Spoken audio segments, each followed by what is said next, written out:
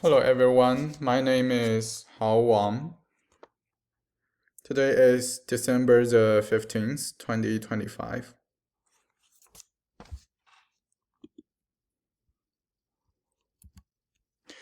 In this presentation, I'm going to talk about the anatomy and physiology of the retina, and I'm going to keep the focus on how the sensory nerve system communicates and coordinate information. So first, what's the retina? So the retina is the inner layer at the back of the eye, and it's made of neutral tissue. That's a big deal because it means the retina isn't just a camera screen that catches light. It's actually part of the central nerve system. The retina's main job is phototransduction, which is basically the process of taking light from the outside world and turning it into a neutral signal. And what makes this a great example of communication in the nervous system is that the retina doesn't just pass signal along, it already starts processing information before anything even reaches the brain. Over the next slides, I will walk through the key cell types, how the signal moves through the retina, how phototransduction works, and then I will connect it to a clinical example.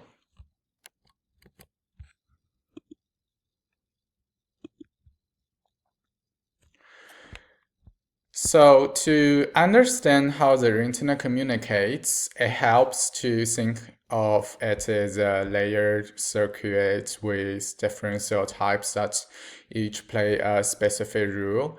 At the input stage, we have photoreceptors, which are rods and cones. These are the cells that detect light. Then that information is passed forward mainly through bipolar cells, which act like a relay. But the retina also has cells that helps coordinate and fine-tune the signal. Horizontal cells and endocrine cells interact across the neighboring pathways, and they help adjust things like contrast and the way signals spread through the network. Finally, the main output cells are the ganglion cells. These are important because their axons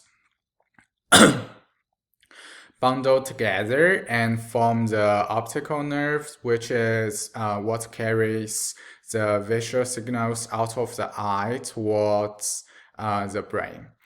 And one more key structure is the pigment epithelium. It supports photoreceptors and also absorbs stray light, which helps prevent light from scattering inside the eye and blurring the image. So overall, the retina is built to support communication.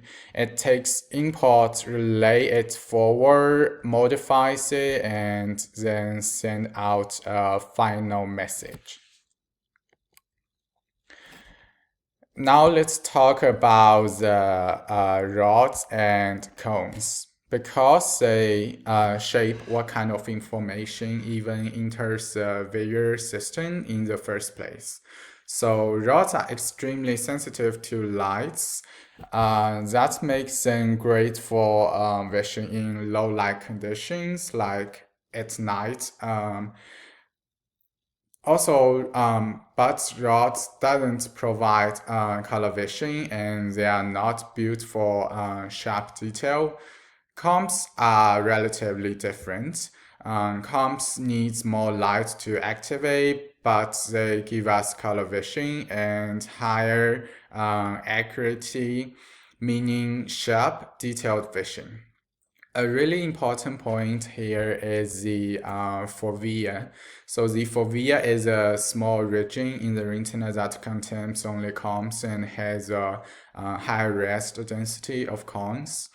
That's why when you want to see something clearly, like just reading the text or maybe recognizing a face, you naturally usually aim the image onto your fovea.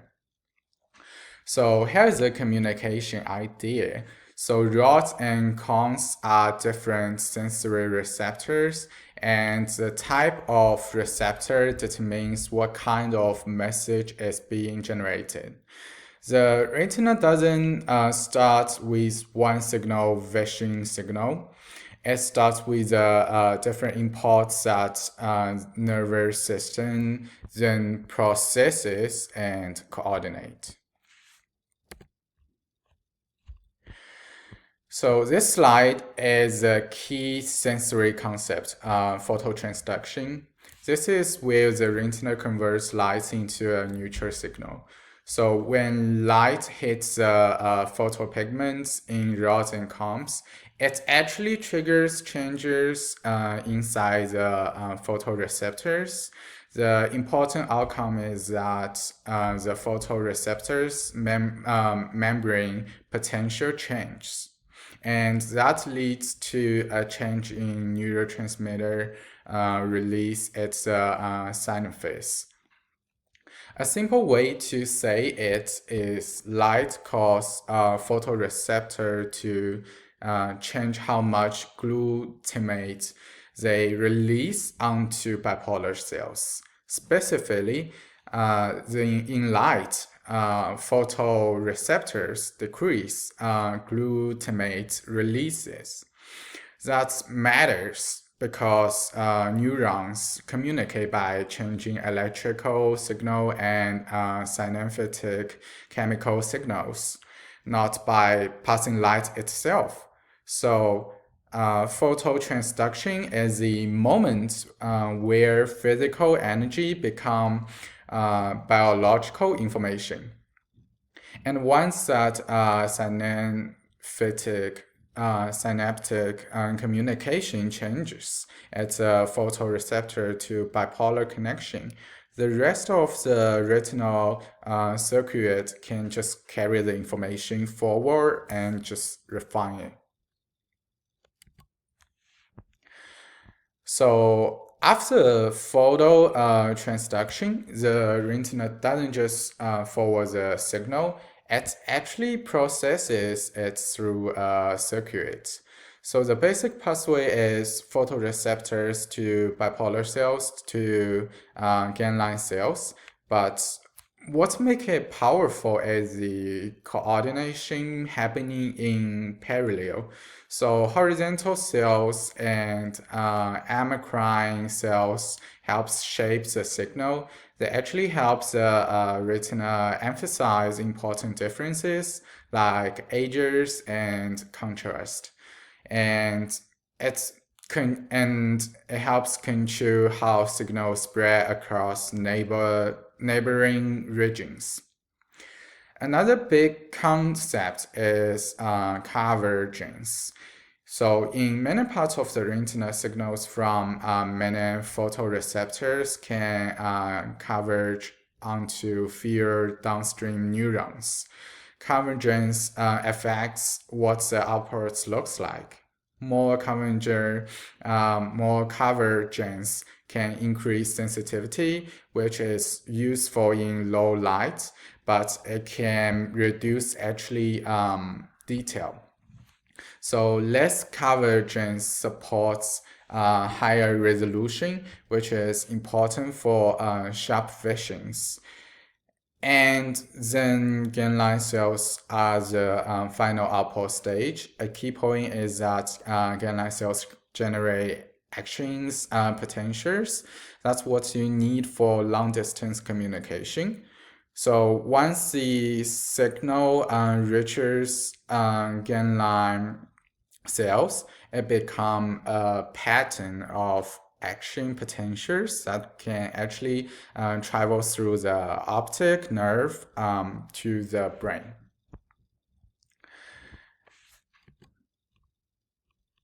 Finally, I want to connect the pathway to a clinical example because it shows how precise this communication system has to be.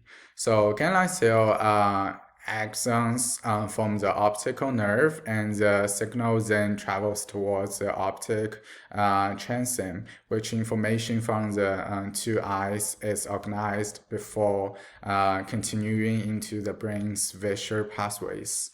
So if there is a damage anywhere in this pathway, you can actually get specific patterns of vision loss. One classic example is a tumor pressing on the optic transom. That compression can disrupt parts of the visual field information and often leads to loss of peripheral vision, which people describe as tunnel vision. So this is a really clear demonstration of communication and coordination in the sensory nervous system.